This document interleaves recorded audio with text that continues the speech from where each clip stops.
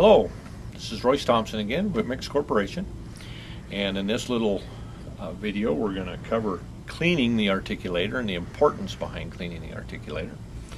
And so I'm kind of a messy person anyway, so I kind of messed this one up. I know it's not quite like what you guys see, but hopefully it'll help us get our ideas across and things that way. So, but what we can do when we go to clean the articulator, we simply have some simple things are laying around to use, and that's Q-tips.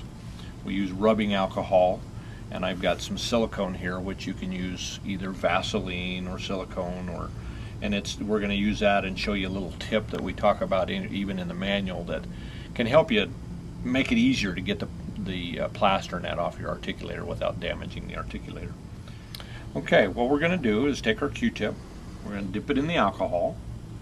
We're actually going to come in on the upper, and you'll see we've got the two dimples that are in here. We want to make sure we clean them well, along with this front area in front of the magnet, because if you look at your mounting plates, there's actually two posts along with a little round dimple that'll set on there, and what that's to do is to create that plane for that plate to set, so you have no rock, nothing happening there, no interference.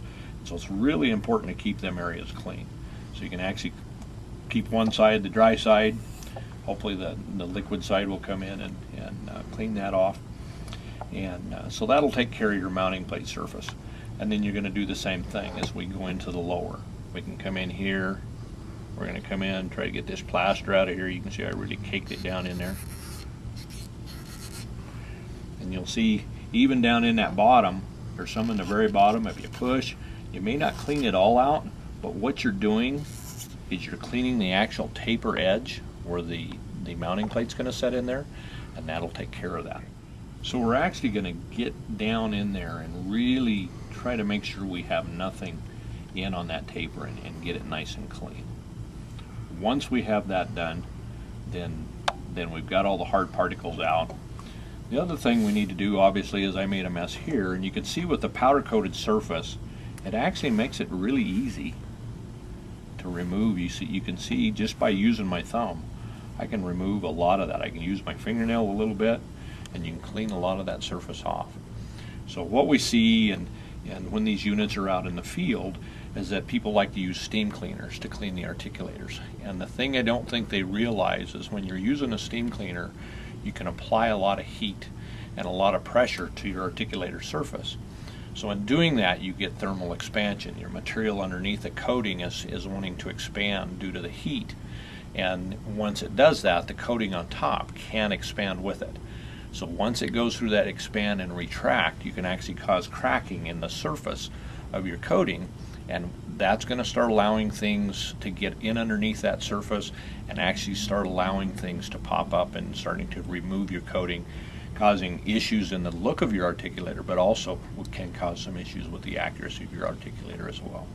So we really want to try to express as much as we can to try to stay away from the steam cleaning and just use a mild soap and water.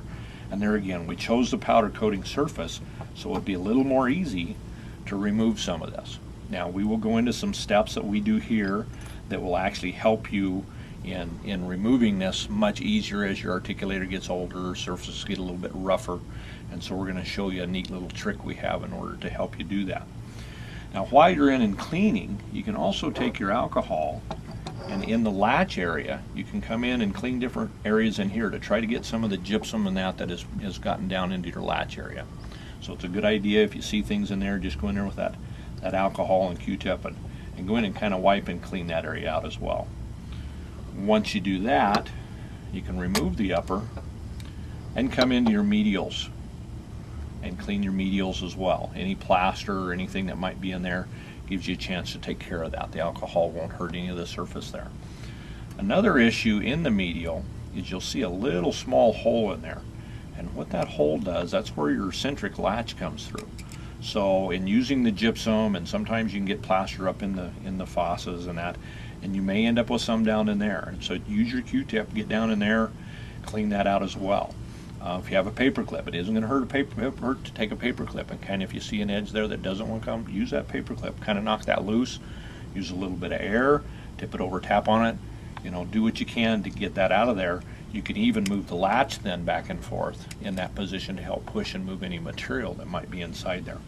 What that's going to do is give you a lot better contact surface at the condyle and make sure you're actually locating and setting back in centric. So them are some of the key points in cleaning the articulator.